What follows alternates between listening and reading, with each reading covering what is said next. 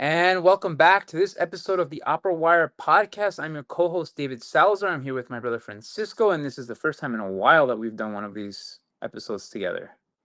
Yes, we've had two wonderful interviews since we were together. Of course, we had Jack Swanson on the podcast a few months ago, and that was a very fascinating conversation. And then we had Rachel Copeland and Scott Skiba, which I hosted with Afton McKay, and that was a really great conversation about parenting. And if you haven't heard it, you have to hear it. It's now available. So check those out. They're really just wonderful conversations with three very important artists and very important topics that I think anyone who is in this industry should listen to. So check it out whenever you can. Yeah, and because of those interviews, we didn't get to do our traditional kind of year-end roundup about, our experiences in opera in 25, 26. So that's what this episode is going to be all about me and you kind of going through some of the operas that we most loved, performances that most impacted us throughout the year. So, just to jump right into it, what was one of the operas last season that really connected with you? I was thinking about it, and I think last year I had talked about it when we finished the year end. And I think for sure Strauss really connected with me last season, and that was with Arabella, which I saw at the Mm. Metropolitan Opera with Rachel Willis Sorensen and Tomasz Konieczny, and De Rosenkavalier, that I saw at the Zurich Opera with Jana Damrau, and Emily Pogelreck, and Angela, not Angela Brown, oh my God.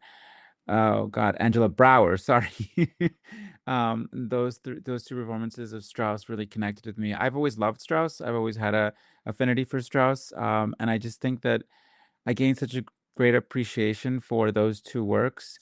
Arabella, which is rarely performed, which was got to see on the Otto Schenk production. I just love the music of that work. I just think it's so perfect, that second act. But that Mm-hmm. finale is just breathtaking. I mean, the music is just out of this world, and I really am so glad that the Metropolitan Opera brought it back this season because I really just gained an even more appreciation and love for that work.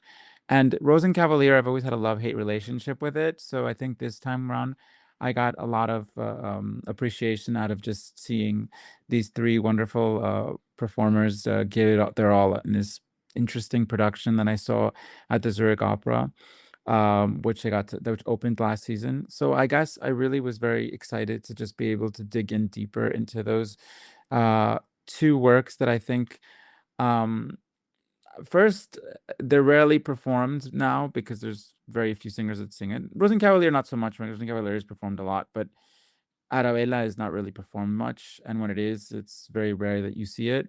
So I was very excited to be able to dig deeper into those two works.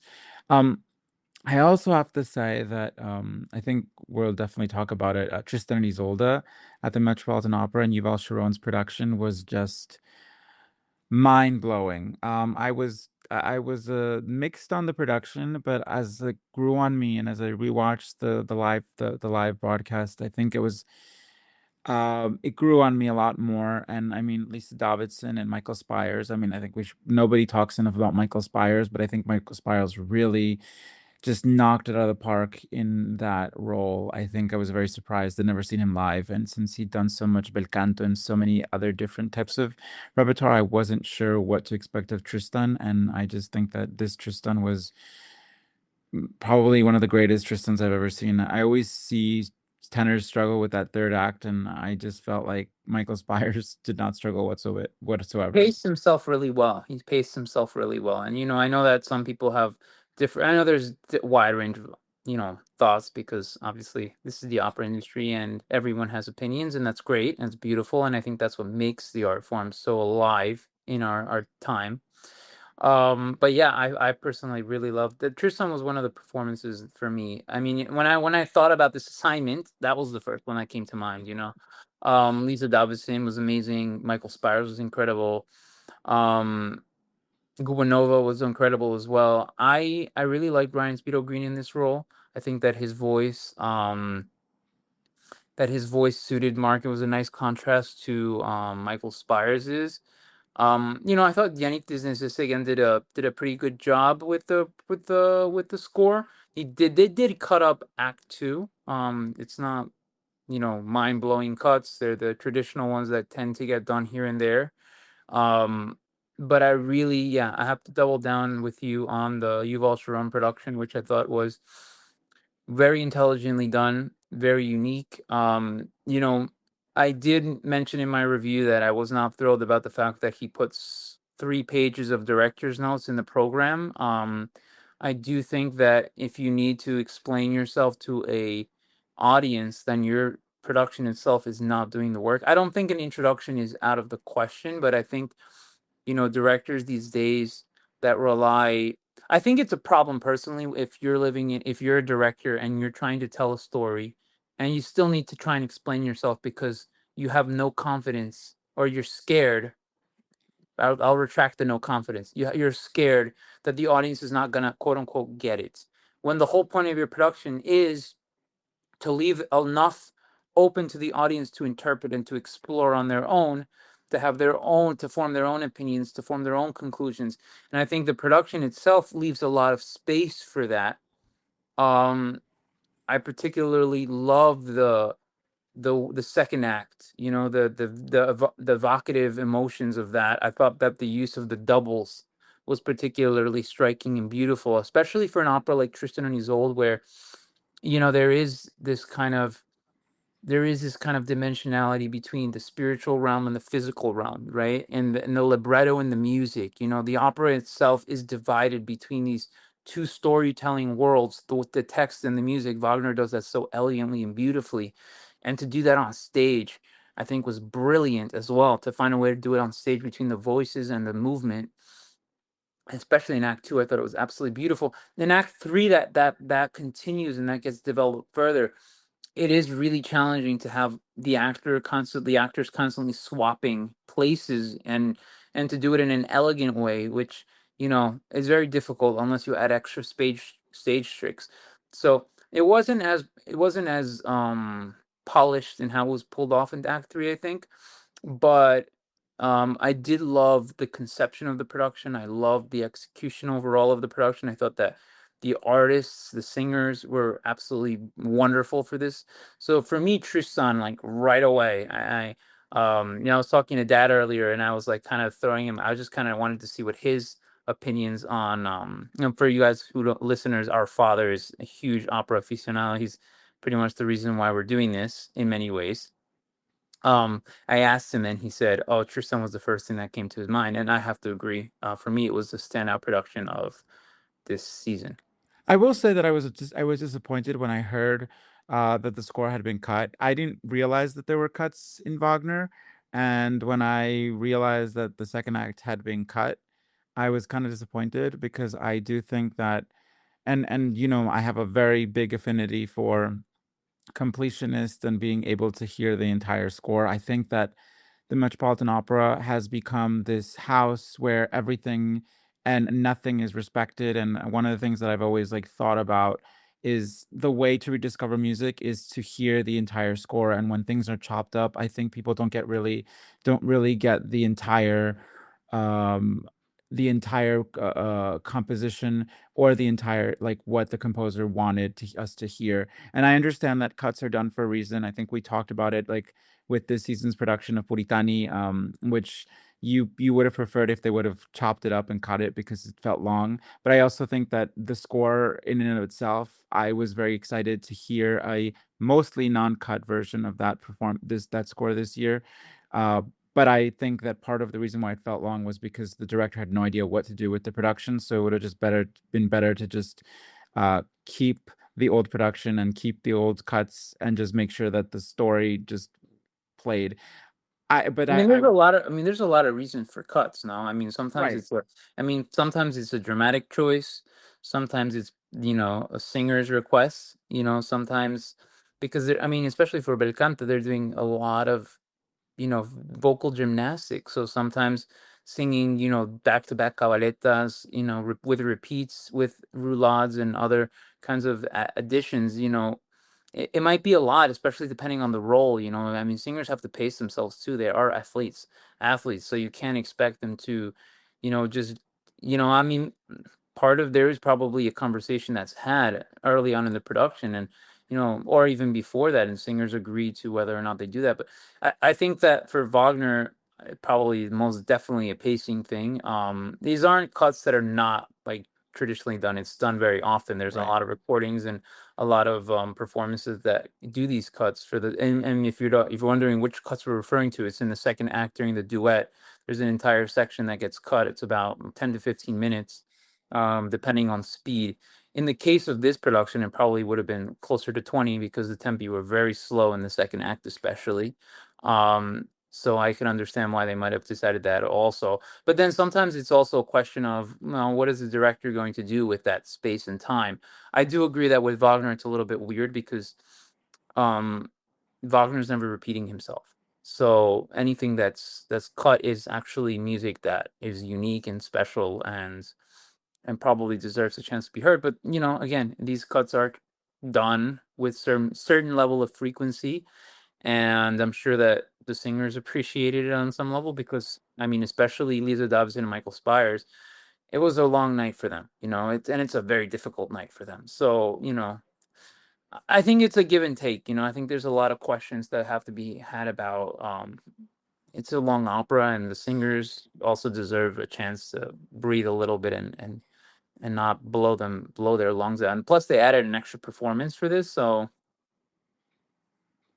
Of which did not star Michael Spires, by the way. It was with Stern Skelton, but that's okay. We forgive the cuts. I would like to hear them sing a complete version one day where there is no cuts and where I can hear the entire score. I mean, the But production was probably designed around the cuts too. So I don't know.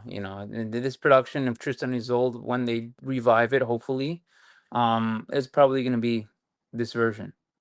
of course, no, I'm just saying maybe in general, in just another place. And if they ever record it, maybe they should not do the cuts. Fair. So what was So your other performance? so the other one was, if we're gonna stay with the Met, I'm gonna go with Cavalier and Clay, the opening night performance. I really loved the opera. I really loved, um, as I said in my review, it was one of those works that really had a nice momentum to it. It had a good narrative drive. The music was very attractive. The overall piece visually, I mean, that's the best Bartlett Sher has ever directed at the Met, in my view. Everything about the piece came together. The singers were fantastic. These are one of the contemporary operas that I was like very excited that, it seemed to understand the moment and the audience. And I'm really happy to see that it had so much success in the fall that they revived it in February for an extra run. But we have this conversation a lot about contemporary opera, and I'm also of the belief that you have to make room for them to not always succeed. But when they do succeed, I think it's great for the art form. I mean, later on in the season, we had El Último Sueño de Diego y Frida, which was also a very successfully rendered piece of opera. And it was also beautifully performed, and it was, I think it was also a nice celebration of Latin American culture, specifically Mexican culture. Um, it was really nice to see the men have start and finish the season with two contemporary pieces of, quite frankly, good quality, not only in how they were performed on stage, not only in the casting, not only in the libretto, but also in the music, which is always the biggest problem I have. And I think in this case, both of them were very good were good works, both of them. I agree. I did not get to see Cavalier and Clay, but I did get to see El Último Sueño de Diego Fria, and I absolutely adored that work. I was very happy to be able to see this beautiful production that was very well constructed. I used them on stage in very, very unique ways. I also was very happy to see Isabel Leonard back in doing a starring role, and of course Carlos Alvarez. He's a legend, and Fantastic. he's a fantastic singing actor. Hopefully he'll be back soon. We'll see. It was a great cast. I didn't get to see Cavalier and Clay, as I said. I would have loved to see it, but I was traveling during the opening night, and I didn't get to see the February run because, well, life gets in the way. But hopefully they'll bring it back, and I can see it at that point. Yeah. Yeah, no, that was definitely one of the highlights of the season for me. It was one of the better opening nights in a long time. I think the last time I really loved an opening night might have been Fire Shut Up in My Bones, and it feels ages ago since we had that opening night. So And I didn't care for that one either. So yeah, I mean, Dead Man Walking was also a good opening night, but it was also kind of a depressing one. Not that Cavalier and Clay is like, doesn't end on a dark note, but or a darker note, but you know, definitely the piece itself has a lot more. hope. I think, I think so. And what else? And then the other one for me was in May. I was in Paris and I got to see Rusalka at the Opéra National de Paris with Nicole Carr in the title role and a Robert Carson production. And I love Robert Carson. I think he's one of the great opera directors of all time, definitely contemporaries. Um, and this production was just absolutely beautiful, stunning, minimalist. But the use of, I mean, it's I mean, he's such a great stage director. I mean, the first act really takes place in a big, it's like a big pool in the middle of the piece, in the middle of the space, and you have the little they have the characters jumping in the puddles and all that, and you have Rusalka kind of, there's a lot of symbolism. There's a bed that's hanging over all of Yep. them. She's staring up at that bed, kind of wanting to be there, and then that bed becomes central to the end of that act, right? When she finally does get to go into that world that she wants.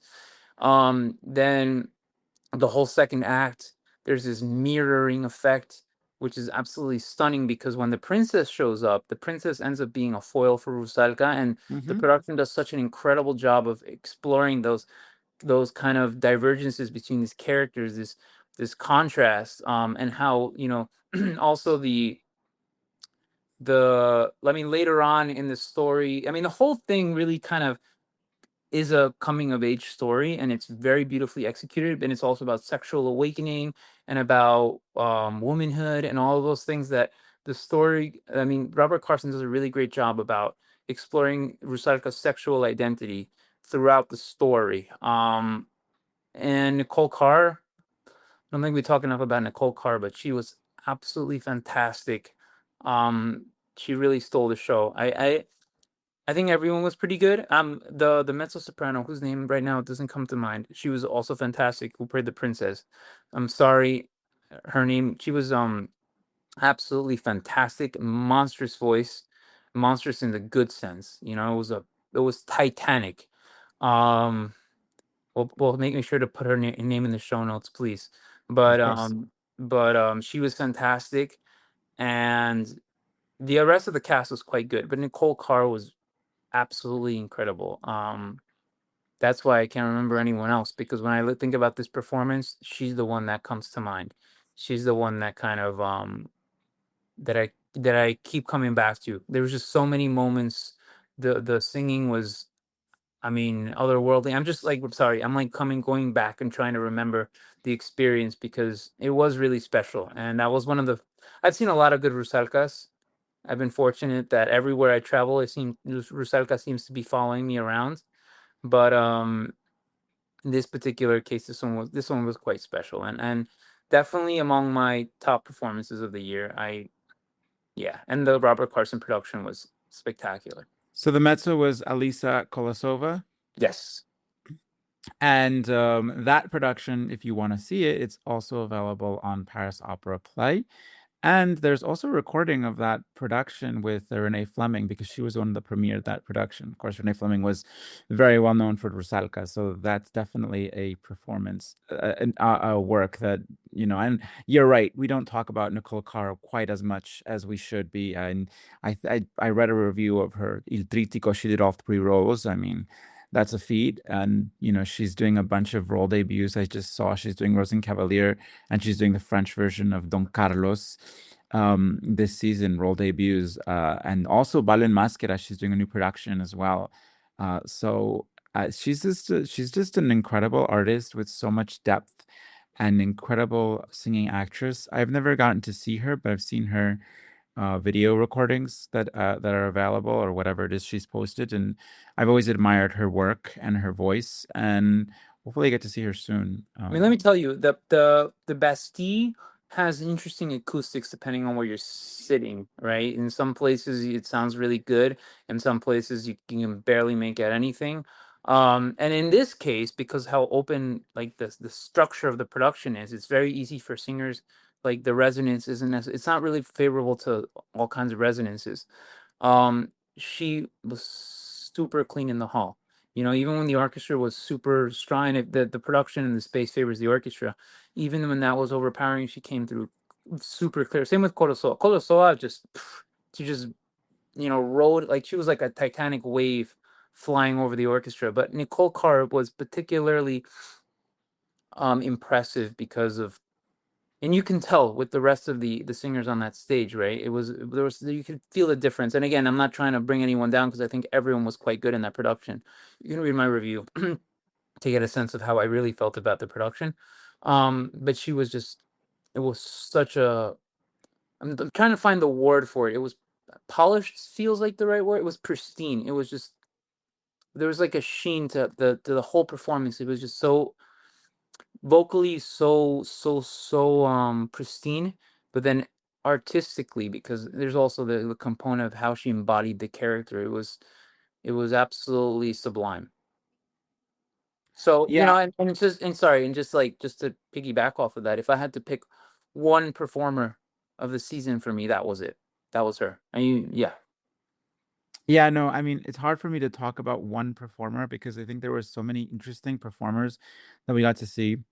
I mean, of course, Juliana Gregorian and Freddie Di Tommaso's Bohème at the That beginning was of the also among season the operas that we're talking was about. just so beautiful, and that cast was just so one of the best Bohèmes I've seen in a while, and I hadn't seen Bohème in a while because I wanted to like find a fresh new take, and I just thought this was absolutely the right one. I was glad to see Anna Netrebko's role debut as Amelia in Bal en Maschera, which she later did in Berlin and in Paris. That was filmed, and it's an incredibly raw take on Amelia. It's fantastic interpretation.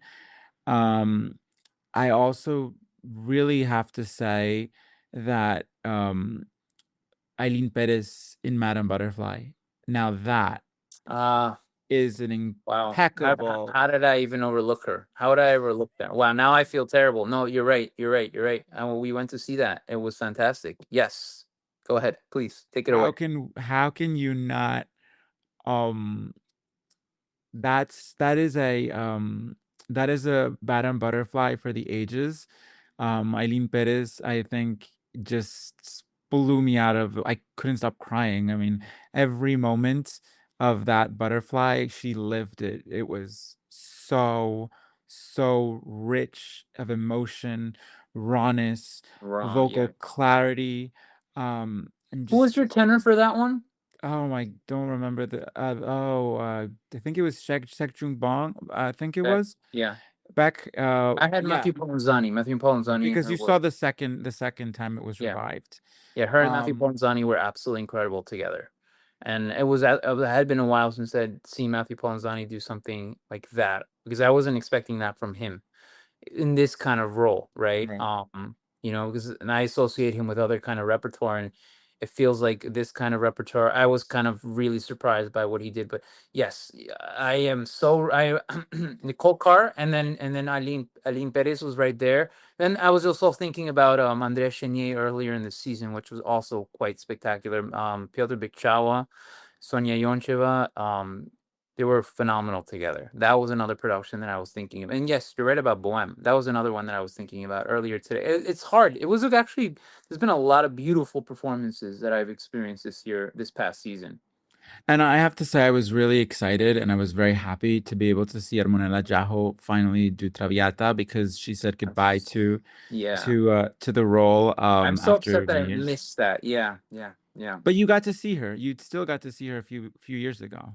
I know, but that's one of, she's one of those artists that any chance you get a chance to see her, you cherish it because what she does with what she does on stage, I don't think there's many singers that are doing it at that level because if it's just there's a rawness, there's a lived in quality to every interpretation that she has. It's she's one of those artists that just leaves it all on the stage. You can feel that every single time. She's just putting it all out there. There's just no holding back. It's visceral, it's intense, oh, it's sublime. I'm gonna go use that word again, but yeah. But going back to that Traviata I saw of hers a few years ago at the Met, that's the feeling that I get. But yeah, sorry, I took it away from you, who actually saw her this year.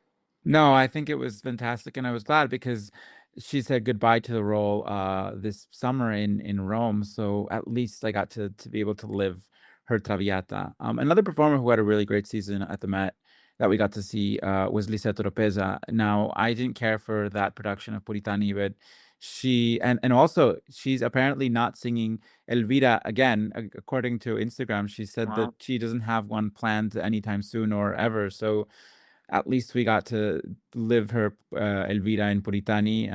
Whenever that opera is revived, hopefully the Met gets rid of that thing that they brought. And And just to jump on that, it is kind of upsetting that when I think back to that Puritani, I don't remember the vocal performances as well, because I just feel like the production itself kind of cast this cloud over everything. And it's kind of crazy because in theory the production plays it kind of safe, but then it kind of does weird stuff that kind of just throws the entire thing off. Um, Anyways, we're talking about things that we liked. well, we can talk about things that we didn't like, but Lisette also I saw her in Traviata, and her Traviata was also spectacular. So it was really great to be able to see her twice. And I mean, that really gave us something really spectacular. I got to see her in Manon as well. In Zurich, I got to see the dress rehearsal of her Manon. So I got to see three different roles of Lisette this season. And I can just say that this woman, um, if there's a star in this new generation of singers, Lisette Lopez, I think, is the star singer that people have been waiting for, and that she has just arrived and has become this incredibly versatile artist. And I'm very excited that she's doing Norma. I'm wondering what that's going to sound like because she's not the voice that you expect. And I'm very excited for Maria Estuarda next season because I know that she is going to be absolutely impeccable in this role that she's already done Well, I think twice. I think you said it though with regards to Norma. She is this artist that has such a strong vocal control, and I think she's like you can see it also from how you know, everything about how she carries her career and how she's moved her career. There is such an interesting there's like a sense of like responsibility and care, and just she's done it progressively. As you say, Hmm. oh, she's a star. Like, yeah, she's been a star for a long time. I don't think people real. I mean, if you know about the industry, she's been around for quite some time. She just hasn't been performing at the Met with the regularity that she should, for example. But in Europe, she's a star. Yeah. I mean, she's done some historic Lucias over there, and the Teatro Real adores her, and people, other companies around Europe adore her. So her stepping into Norma at this point, I mean, it seems like a logical step. Yeah. She's clearly pushing the boundaries of what people are used to seeing from her. She's a really intelligent performer. I think that's the word I was looking for. She's very intelligent with every step that she's moved forward with her career. I met her several years ago in the 2010s. Had an opportunity to interview her a few times, and just from those interactions, you know, again, she's intelligence. Intelligent in her artistry, intelligent in how she, manages her artistry and her career. So I think that I'm not too surprised that if she's taking the step into Norma, it's because she knows exactly how she's going to do it, and she's going to do a great job at it. Because that's the other thing about Lisa Toropeza. I've never ever heard her do anything that was not great. So It's true. It's true. And then if you want to see those Lucias, there are two performances of Lucia. One from La Scala, which is an incredibly complete version of Lucia, and then there's that historical Teatro Real production, which was just basically her big breakout a few years I ago. think I think the word is consistently great. You know, Yes. That's Yes. it. That's what I think you were trying. I think that's not to tell you what you were trying to say, but when you were or talking about what makes her special, I think that's what it is. She's consistently great, you know. Yeah. No, I Um, agree. that's what I think is about her as an artist. And yeah, I mean the Puritani, as I try and remember that performance. Yes, she was great in the Puritani. So was Lawrence Brownlee. So was Christian Van Horn. So was Arthur Ruchinsky, who I remember singing very long phrases with incredible breath support, which he's always been amazing at. But yeah, the cast was great. It's just that I feel like the production kind of clouded everything for me. It's true. It's true. And I mean, talking about productions that really just completely didn't do it for me. I mean, at the Bel Canto repertoire this season, honestly, like what was La Sonambula, that production of Sonambula, I didn't I see it. just found it so boggling. I don't understand what Orlando Yason was doing. I respect him greatly. I respect him as an artist. I respect him as a director. I think he's versatile. But I didn't care for this production, and I really didn't care for much of what was going on stage. I couldn't stand the fact that having a great conductor like Ricardo Frizza, it was all chopped up and just completely like this production just didn't really. I don't think stylistically what people were doing either on vocally, except for Xavier Anduaga, was really anything bel canto esque. I don't know what was going on that stage, and I also didn't really, and I was also very disappointed by Eugene Onegin. I think that was very cold. It was like very disconnected. Yuri Samilov, I respect him. I respect Esme Grigorian. They're great artists, but I don't think that this was potentially anything special. And the last performance I saw, unfortunately, was Turandot, and basically it was Anna Pirozzi's debut, basically because she had sung one performance of Macbeth in 2000, I think 18 or 19, and 19. And I just think that there was just so much disconnection. I mean, she could sing the role perfectly and beautifully, but I don't know. The Seferelli production looked tired. The conducting was brash. There was no chemistry between Brian Jade or Anna Pirozzi. Angel Blue had didn't have their best night either. It wasn't a great evening to end the season off, which was incredibly fabulous. I think those were like the three productions that I quite frankly did not enjoy this season. Um, but other than that, I think it was a pretty stellar season for me. Yeah, I mean, I don't really have anything to add there. I didn't see Puritani. I mean, I'm sorry, I didn't see Sonambula. I didn't see that Turandot. I saw Turandot earlier in the season with Angela Mead and Mike Fabiano, which I did actually like quite a bit. And Eugene Onegin, yeah, it wasn't my favorite particular opera of the season. Even though it had great voices, and I had seen Asmik Grigorian do incredible Verdi Requiem with the Cleveland Orchestra earlier in that season at Carnegie Hall. One of the most glorious interpretations of the soprano part in that Requiem. But otherwise, yeah, I don't know. To end it on a positive note, because well, this was all about our favorite things. I do think that it was a really. I loved how the season opened, and I'm glad that my last opera that I saw this season was Frida and Diego. Um, because otherwise, I mean, in the middle of the season, there was a lot of really great stuff. And as always, you're gonna have stuff that you love. You're gonna have stuff that you don't love as much. You're gonna have memorable experiences like, I got rush tickets for Aravera, and I was literally sitting in the front row, which completely changed my perspective on how you watch opera because it was very different. It was different, a connection to the singers, sitting literally one row away from them. Um, but yeah, I mean, it was just there was a lot of ups and downs, lots of interesting new productions. Tristan was definitely the, you know, you don't get a lot of really hyped up nights to the opera these days. And this one was one that was super hyped up and lived up to the hype. I agree. And I was glad that I ended my season actually after the season with Teatro Novo's production of Il Turco in Italia. I got to discover a new opera by Rossini, which is a composer that I've loved for many years. And I have to give a shout out to Cressley Figueroa, who was just fantastic, and Mattia Veni in that, which are two rising stars in the opera world, and hope to see more of them soon at some of these bigger theaters as well. But yeah, I think it was a fantastic season, and I can't wait to go for opening night, and I'll be in Parma as well this upcoming fall. I know you're going to be going to Greece for the Greek National Opera's Yeah, production I'll of be seeing a Traviata. Yep, next week. Traviata, and we'll see what other journeys come our way. Also, by the way, this is 1 year since we began this podcast, so this is also really fantastic. We'll be celebrating. This is our 1 year anniversary of our podcast, and we'll be celebrating also our 10th anniversary of OperaWire this December. So we're just excited for many things to come and Yep. more podcasts. And we have some very fascinating guests that we're lining up for the fall season, August, coming into August. So we're very excited about what's to come. Yeah. So again, thank you so much for joining us on this episode. As always, you can find us on all of our social media platforms. You can follow up on all the latest opera news on operawire.com.